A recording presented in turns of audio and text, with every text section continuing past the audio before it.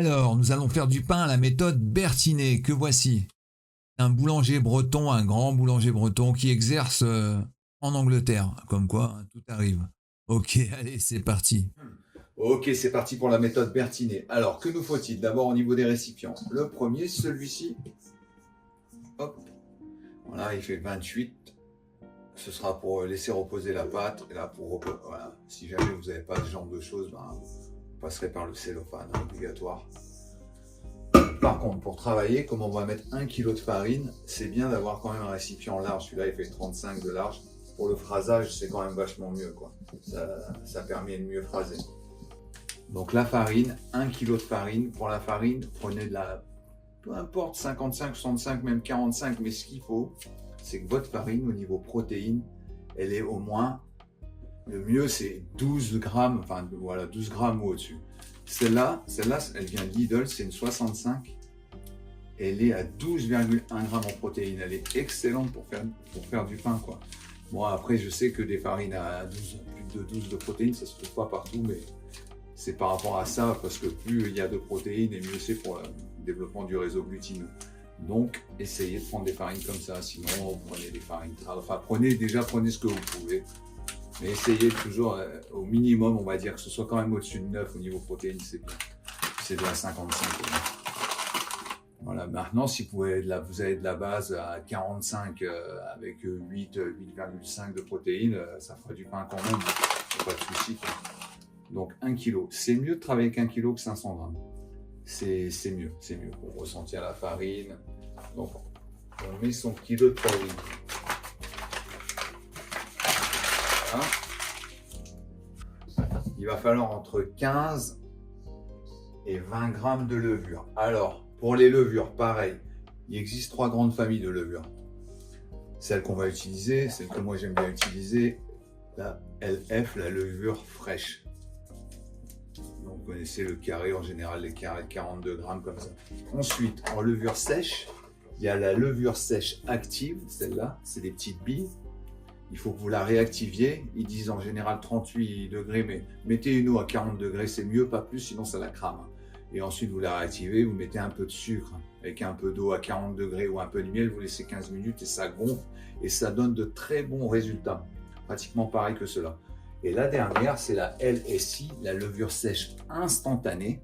C'est celle-ci, vous voyez, celle que vous trouvez un peu partout. Alors moi, personnellement, j'ai jamais eu de résultat probant avec des levures comme ça. Voilà. Par contre, j'ai vu des vidéos, certains mettent des sachets comme ça, et ils ont des poussées incroyables. Je sais pas comment ils font, mais bravo à eux, quoi. Donc, moi, personnellement, je conseillerais quand même la fraîche ou la sèche active. Donc, on va utiliser la levure fraîche. Donc, quantité, donc il vous faut une balance, hein, ça, la balance, c'est un peu obligatoire. Quantité, on va dire entre 15 et 20 grammes. 15 et 20 grammes, c'est bien. Combien il y a là? 24, il y a un peu beaucoup. Hein.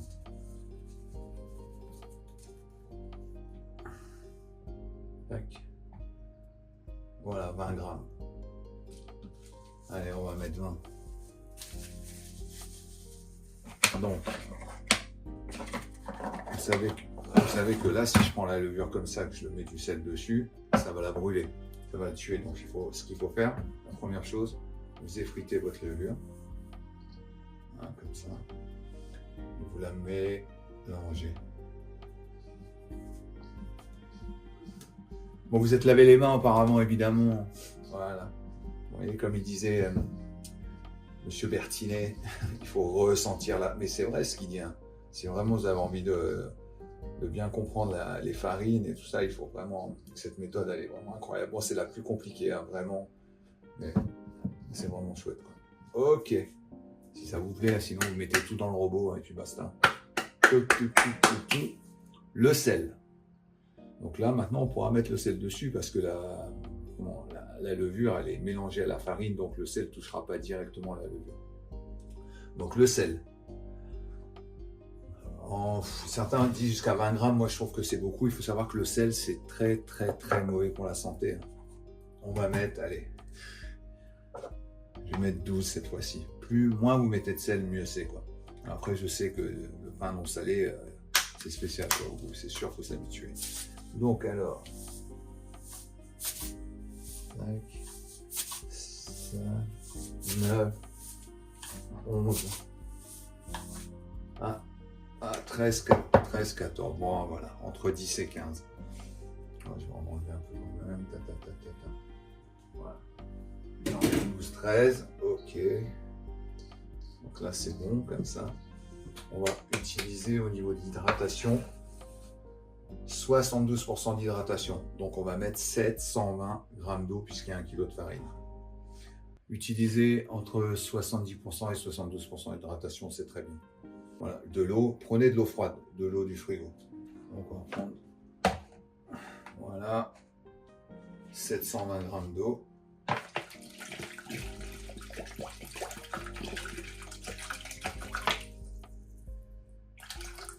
Donc on a nos 720 g d'eau. On les met. Très bien. La balance, c'est terminé. Ensuite, les outils qu'il va falloir pour frayer. On prend la corne, on va se servir du côté arrondi. Là, c'est plus pour couper. Donc, à partir de là, aussi, vous prenez de la farine tout usage. Vous la préparez sur le côté pour plus tard.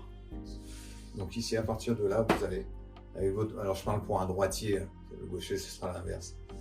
Avec votre main gauche, vous tournez dans le sens anti-horaire et avec la droite et la corne, vous tournez dans le sens horaire. Et vous remontez doucement comme ça.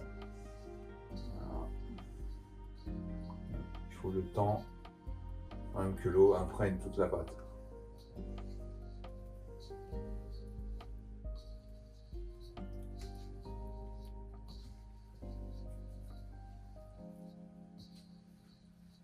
Vous voyez, c'est pour ça qu'il faut un grand récipient.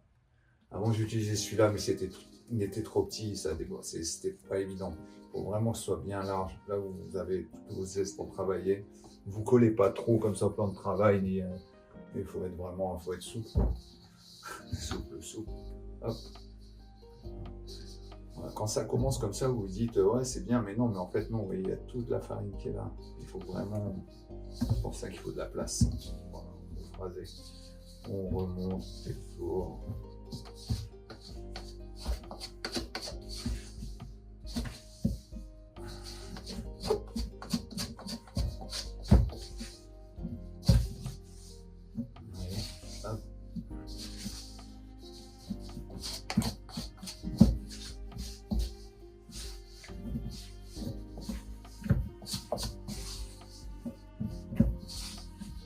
Ça s'imprègne dedans. C'est pas la peine de la sortir maintenant. Il faut attendre que toute la farine soit bien imprégnée à l'intérieur. Après, on la mettra sur le plan de travail. Parce que la particularité de cette méthode, c'est qu'on ne rajoute pas de farine sèche pendant qu'on va travailler et la pétrir pour le travail du réseau glutineux. Parce qu'en fait, quand vous rajoutez de la farine sèche pendant que le réseau glutineux travaille, ça va ralentir son travail de rajouter de la farine sèche, donc il ne faut pas en rajouter.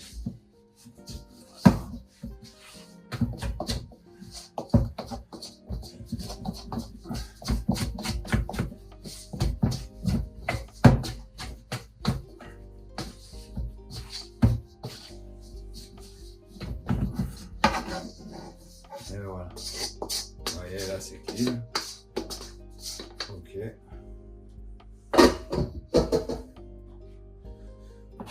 Toujours essayer de garder une main propre sur les deux. Voilà. Je récupère ici. Vous en avez fatalement un peu sur les doigts, hein, c'est logique. Hop. Voilà, c'est parti. Donc alors, avant de commencer à travailler, vous la prenez, vous la faites tourner comme ça vers vous. À partir de maintenant, en fait, la pâte elle a deux côtés, le haut et le bas. Le bas va rester le bas jusqu'au bout, jusqu'à la fabrication de la baguette. Ça sera le bas de la baguette. Et le haut, ça sera le haut. Il ne faut plus toucher à ça. Ok. Voilà.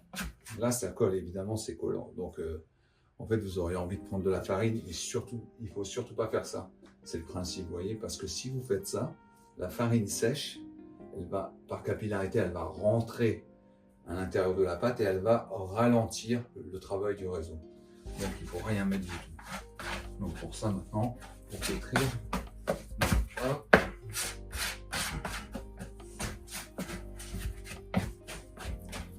Un peu. Ouais. Ok, à partir de là, donc on va prendre nos deux mains, les mettre en dessous, soulever, claquer et hop. Hop. Vous voyez, on claque, on vient, on va vers l'avant, claque, on vient, on va vers l'avant.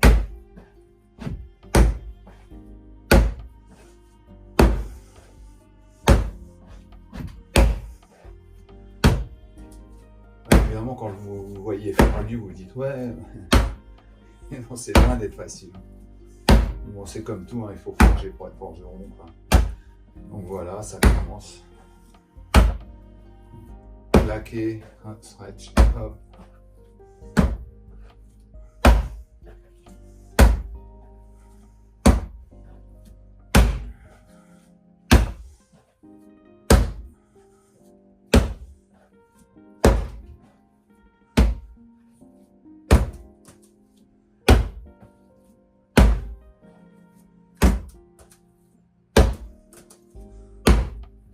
Et là, vous commencez à... En fait, c'est vrai qu'il a raison hein, quand il dit que c'est comme ça que vous allez commencer à ressentir la pâte et tout. C'est absolument vrai.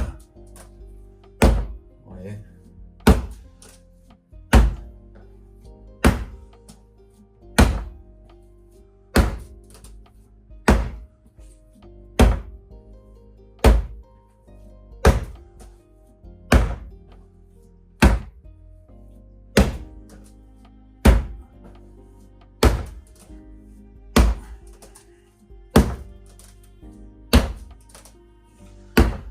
Oui, j'essaie toujours de garder le bas avec le bas et le haut avec le haut.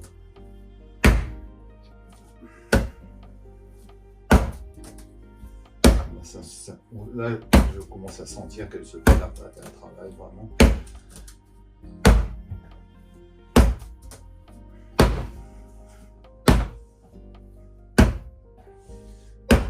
Vous sentez en écartant comme ça.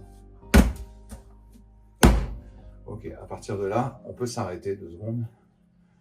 Hop, prendre avec les doigts. Voilà, ça reste comme ça, c'est pas grave. Vous repartez. Ouais, vous voyez comment déjà elle a pris par rapport à il y a 2-3 minutes. Vous la faites voyager un peu sur votre temps de travail. Toujours en gardant, on a l'intention de garder le côté haut et le côté bas.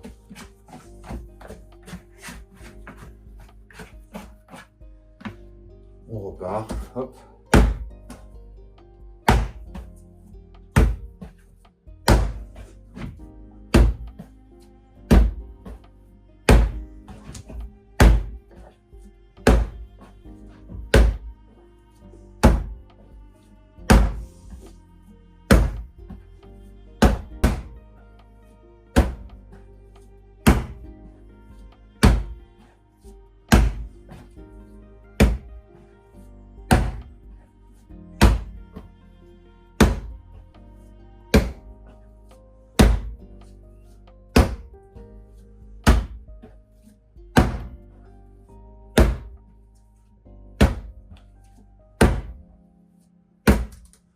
Hop, on refait la même chose.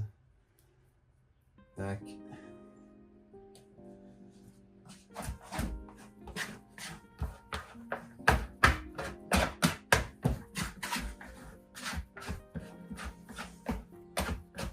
Voilà, comme ça.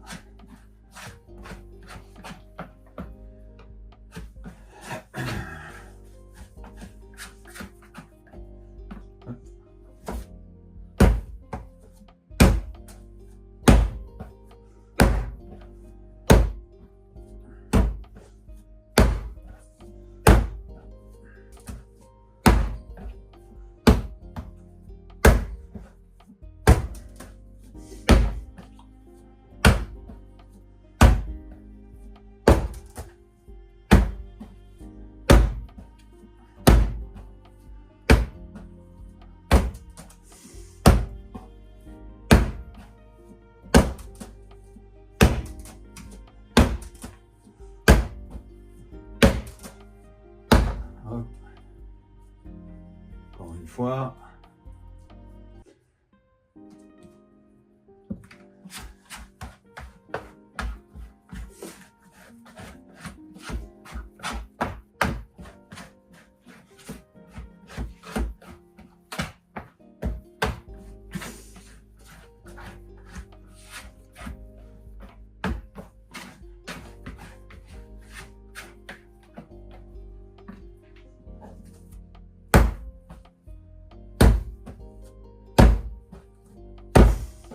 On ressent vraiment que ça se fait, hein, que le réseau est en train de se faire.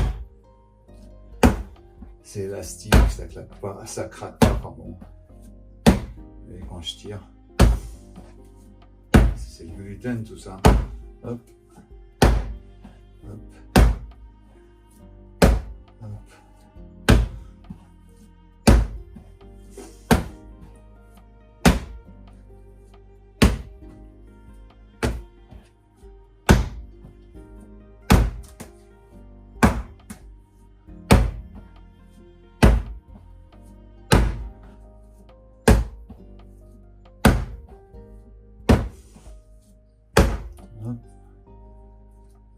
Ça devient bon. Et ça, c'est quelque chose que vous allez ressentir.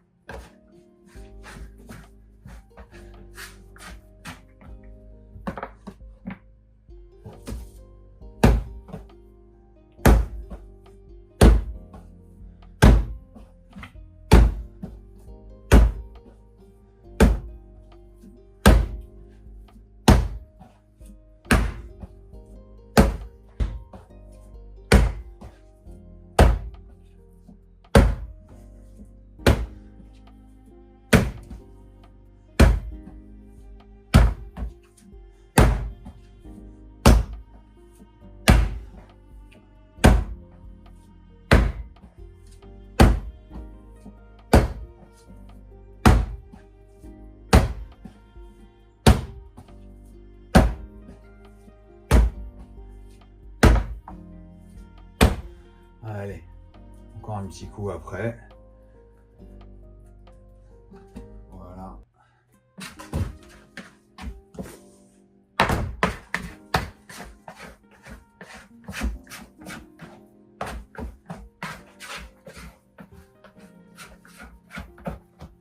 Et vous faites comme ça, vous le faites tourner. Tic, tic, tic. Donc, vous allez commencer à être belle, vraiment.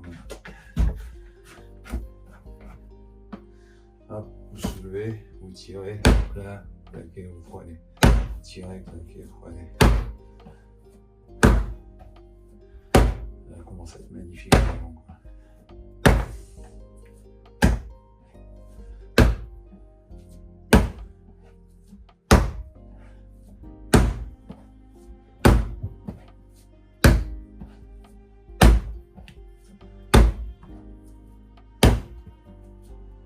Ce sera un coup à prendre, hein, vraiment. Ne vous inquiétez pas, au début ça va vous paraître un enfer, même pratiquement impossible, mais à force vous allez comprendre et ça va se faire tout seul, quoi. Ok. Ok, donc là c'est bon. On va la laisser reposer maintenant une petite heure. Là, vous pouvez ajouter un peu de farine juste avant. Ok. Donc ça va aller là-dedans. Donc pour ça, on va pleurer un peu, pas trop. À l'intérieur, on va pleurer un peu la table, pas trop non plus. Voilà, ici.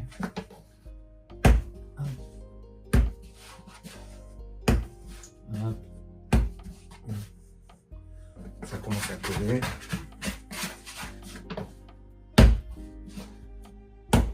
Voilà. J'ai fait quelques rabats. Elle commence vraiment à être. Oui, ça colle plus. Hein. Ce côté-là, il colle plus. Le côté collant, il est en dessous. Ouais. fait quelques rabats.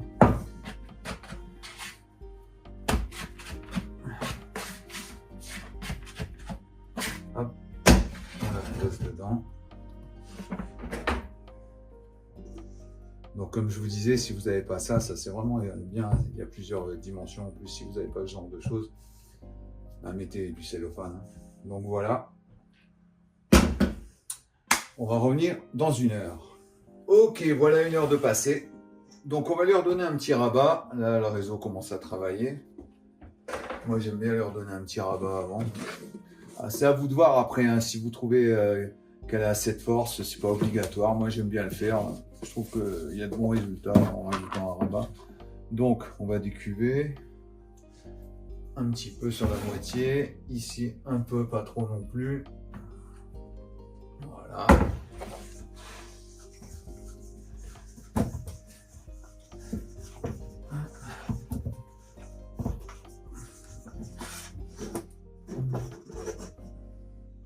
Voilà. Tout. Hop. Comme ça. Hop. Hop.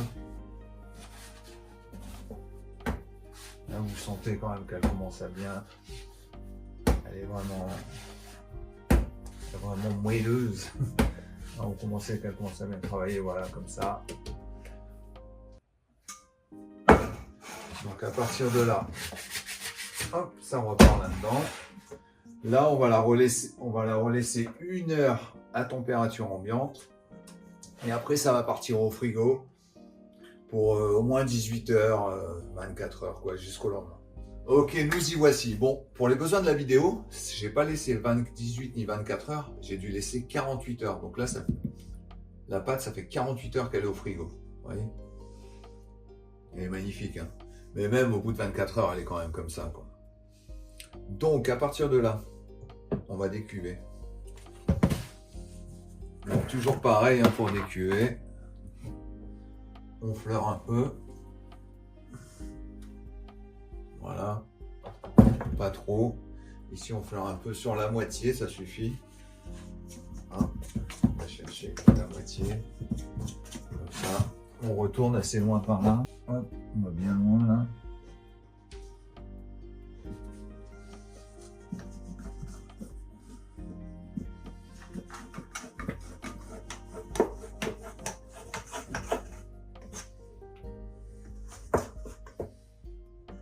Hop, voilà. Ok, on en met un peu au-dessus. On va faire un beau carré, sans trop dégazer. Hein. Pour découper, c'est mieux. Un beau rectangle, voilà.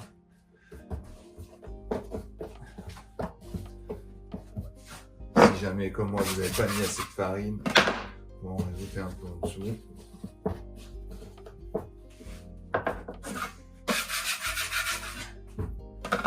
Ok. Donc voilà. Donc moi avec ça, je fais 4 baguettes, une fougasse et 2 pizzas. Comme j'utilise ça, les baguettes ne seront pas trop grandes. Des baguettes de 230, 250 grammes max, ça ira très bien.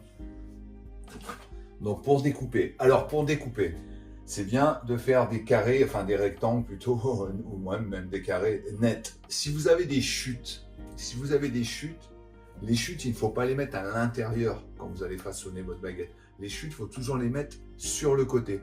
Parce que si vous mettez dans des baguettes assez petites, comme ça même des baguettes normales, vous mettez des chutes à l'intérieur, quand vous allez façonner, ça va fatalement rajouter de l'épaisseur à l'intérieur. Et c'est une des raisons pour lesquelles quand vous grignez, eh ben, vos grignes ne sont pas belles, elles ne s'ouvrent pas. C'est une des raisons. Donc les chutes, toujours les mettre sur le côté.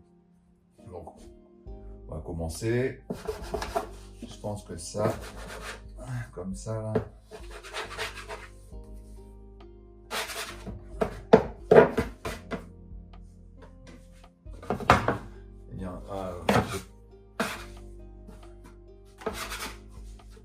Vous voyez, j'ai pas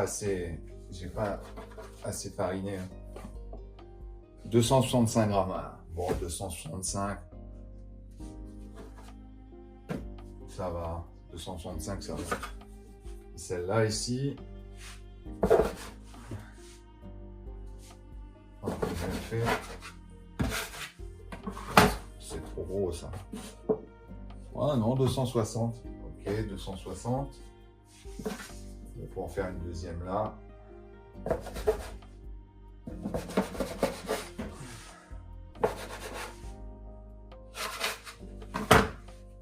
Ok. Ouais, c'est pareil. Un peu plus petit, vous voyez.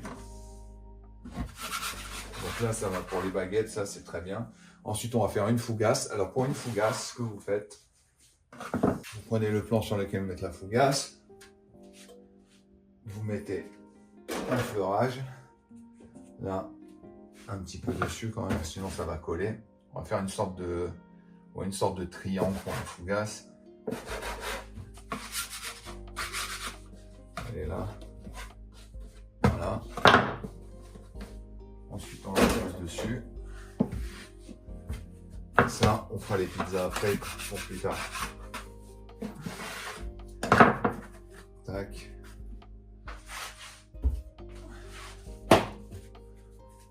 Vous ouvrez. Pour ça, il ne faut pas hésiter à fariner, sinon ça va coller. Ici, une deuxième fois. Une troisième fois.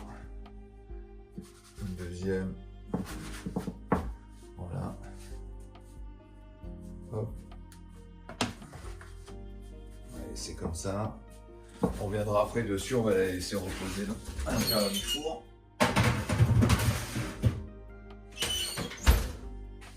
Donc ensuite, oui, donc les deux pizzas. Donc on aimerait le pâte. Je la coupe en deux. Voilà. Bon, ce sera des petites pizzas. Donc dans ces cas-là, comme je ne me sers pas de la pizza tout de suite, je retourne, je fais une boule.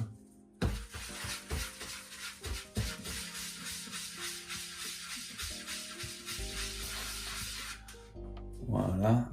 Je crois que j'aurais pu retrouver. Hop. Hop. Hop. On va rajouter là. Voilà, voilà. Comme ça, elles seront un peu plus grosses les pizzas. Ouais, parce que j'avais fait quand même d'habitude, je fais des baguettes qui sont plus vers 230, 250. Là, elles sont montées à 260 les baguettes. Okay. Donc, ah oui, pour bouler, vous appuyez. Vous n'avez pas besoin de fariner. Hein.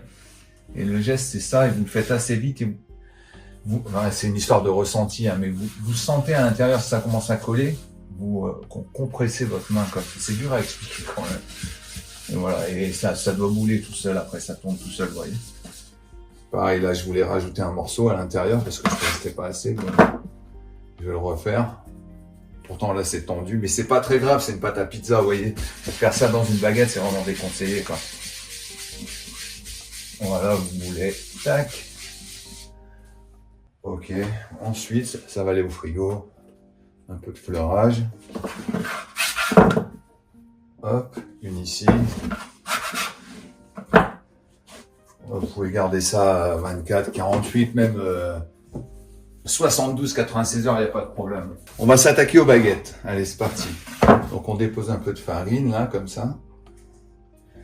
Donc, on prend toujours la partie, enfin, moi, je préfère prendre la partie la plus large vers moi. La moins large, pardon, vers moi. Vous voyez, comme ça. Mettez un petit peu de farine, pour pas que ça colle. Donc, on prend, voilà. Donc, on retourne à la moitié. Ok, ensuite vous retournez votre pâte, vous refaites pareil, vous pouvez dégazer un peu si vous voulez.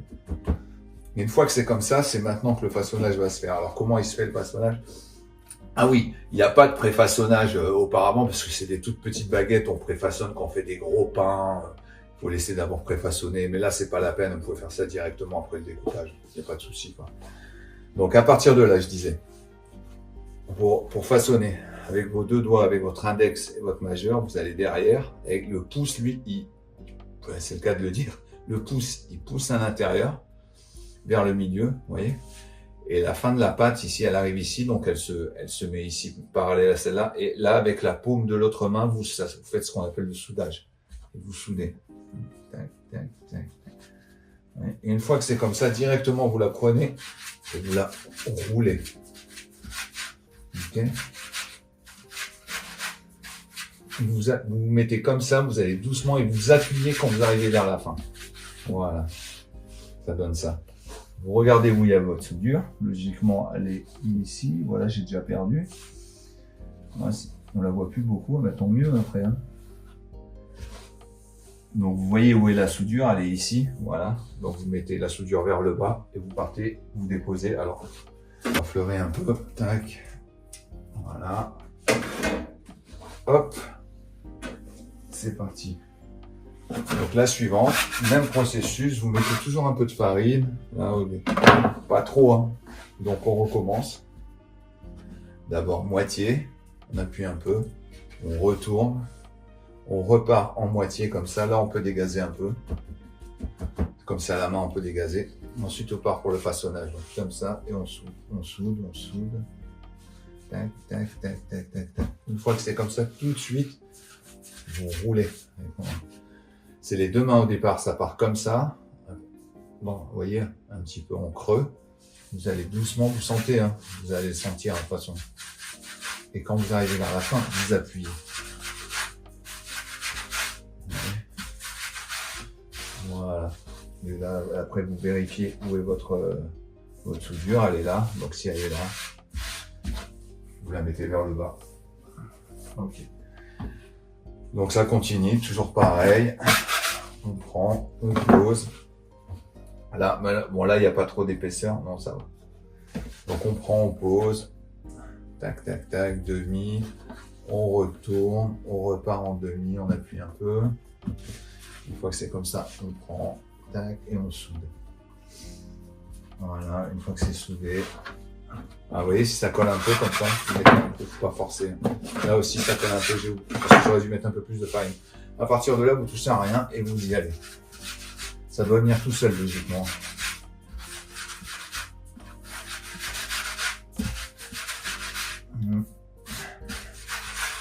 Voyez, elle est là. Elle est ici, la soudure. Hop. Voilà. Et la dernière. Okay. Voilà. Pareil. Demi. On appuie un peu. Retourner encore demi. On peut appuyer un peu plus. Et après, on part dans la soudure. Voilà. Dès que c'est soudé, hop.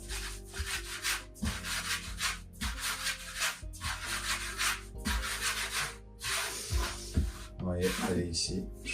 Donc on la retourne. Et hop. Voilà. Et maintenant, tout va partir pendant 1 heure au repos.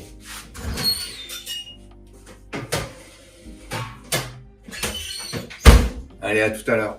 Ok, donc voilà, ça fait 1 heure que tout était au repos. J'ai sorti, j'ai mis le four. Alors le four, à 260, chaleur tournante, bas et haut, c'est-à-dire sol et voûte, c'est bon que ça porte.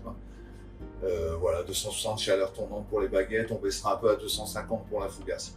Donc en tout, ça doit faire 1h10, ouais, ça a mis 10-15 minutes le four pour préchauffer. Donc à partir de là, maintenant on va passer à la cuisson. Bon, c'est bien de mettre de la vapeur pendant la cuisson. Donc si vous avez un petit vaporisateur comme ça, même avant vous faites un peu ça sur les baguettes ou sur la fougasse, c'est très bien. Après vous passez en grand, comme ça. Ça, ce sera pour mettre, ça va dans les biais, hein, vous inquiétez pas. Ça sera pour mettre dans le four, pour créer de la vapeur. Sinon, si vous n'avez pas de vaporisateur, vous pouvez dans le lèche-frite mettre des glaçons ou de l'eau pour essayer pour avoir la vapeur. Donc là, on va mettre un peu de farine. On verra la grille après. Sur les baguettes, on va commencer par les baguettes. Hop.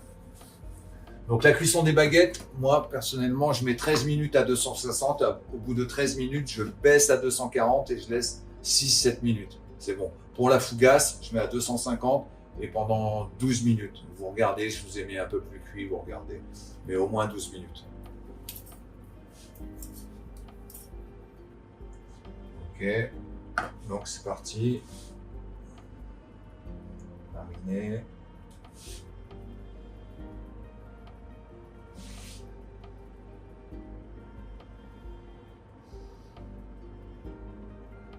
Voilà. Très bien. Alors maintenant, on va passer à la grigne. Alors là, ça c'est tout un programme. Personnellement, la grigne, c'est c'est pas évident à faire des super belles grignes. Hein. C'est pas évident du tout. Donc, premièrement, l'outil. Alors moi, je prends une lame de rasoir. Les lames de rasoir, vous les achetez par paquet, ouais, ça coupe assez lames de rasoir, quoi. Un petit outil dans ce genre-là, lui, il est rond, voilà. Vous prenez un petit morceau de fer, vous rentrez la lame d'un côté, vous la ressortez de l'autre, vous avez un angle. Sinon, vous pouvez acheter les outils déjà préparés de boulanger. Donc, alors, pour grigner, il ne faut pas se mettre à 90 degrés. Vous voyez, il faut 90 degrés, il faut se mettre à 45 degrés. Et on ne grigne pas comme ça, on grigne comme ça. Ensuite, sur les côtés de la baguette, sur un demi-centimètre au moins, il ne faudra pas grigner. Par contre, ça va du début à la fin. Soit vous faites un trait d'un coup, soit vous en faites 3. Normalement, c'est 5, mais là, c'est des plus petites baguettes qui se chevauchent. Donc, vous faites tac, tac, tac. Il faut que le geste il soit rapide, sec. Et surtout, il faut le faire juste avant d'enfourner. Ok, donc voilà, c'est parti. Donc, moi, je vais faire par 3. Donc, vous prenez avec 2 doigts, comme ça, entre votre index et votre pouce, vous retournez. Et vous partez et tac, tac, tac, tac, tac, tac, tac, ouais, disons, tac, tac. Disons, la pâte, elle est ouf. Ok. Donc, vous avez vu, comme je vous disais, c'est pas terrible chez moi les grignes. On met la flotte, on met la vapeur.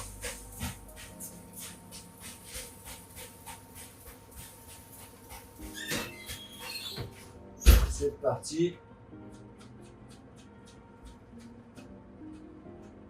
Allez, on revient dans 19 minutes.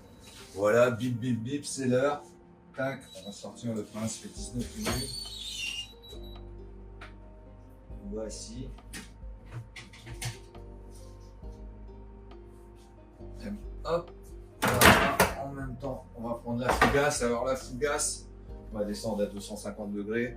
J'ai préalablement imbibé d'huile d'olive. On va la mettre. On va partir sur 12 minutes à 250.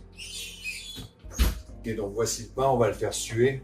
Parce que là, la vapeur, ça, avec la chaleur, ça crée de... Voici. 2, 3 et 4. Voilà. Ah, ça va, ça va un peu craquer, mais la grille, ça va, c'est quand même, elle s'est bien faite. Là aussi, ça va, ouais, bah, ouais, j'ai un peu merdé sur les grilles, mais bon. Ça va, là, c'est un peu ouvert. Ouais, ça c'est un peu ouvert là. Ça, c'est la première. Vous voyez, la première, là, elle s'est mal faite. Là, ça, les grilles. Moi, les grilles, c'est mon leak, c'est les grilles. Donc derrière, vous voyez, quand vous faites. Ça veut dire que c'est cuit. Donc, je vous disais, on va laisser suer pendant 10-15 minutes. On va attendre que la fougasse termine. Et puis après, on en ouvrira une. Hein. Ce sera le moment de vérité. Ok, voilà, la fougasse est terminée. Bon, vous voyez, comme j'avais pas beaucoup fariné par-dessus, au moment où j'ai taillé, bon, celle du milieu, pendant le repos, elle est bien restée comme ça, mais les autres, elles se sont un peu fermées. Mais bon, sinon, n'empêche que, après, là, c'est plein d'huile d'olive à l'intérieur. Quand vous ouvrez, c'est tout moelleux. C'est vraiment agréable, quoi. Ça, la fougasse, c'est vraiment délicieux. Donc, elle est quand même chouette. Là, c'est bien croquant derrière. Alors, voici les baguettes. Bon, c'est le moment de vérité. On va en ouvrir une. C'est parti. Hein. Allez. Soyez indulgents.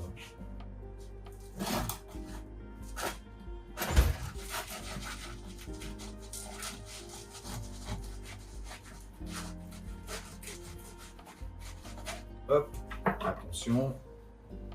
Ah, ça va. Vous voyez, ça va, la mie, c'est bien coloré. Il y a des alvéoles partout, c'est bien aéré, c'est léger vraiment. Vous voyez, la grille, ça va, elle était sympa la grille. Non, ça va, c'est correct. Vraiment. Donc, il faut que vous arriviez à un résultat comme ça, quoi. Voilà. Comme ça, quand vous arrivez à un résultat comme ça, bah, vous n'avez plus besoin d'aller à la boulangerie.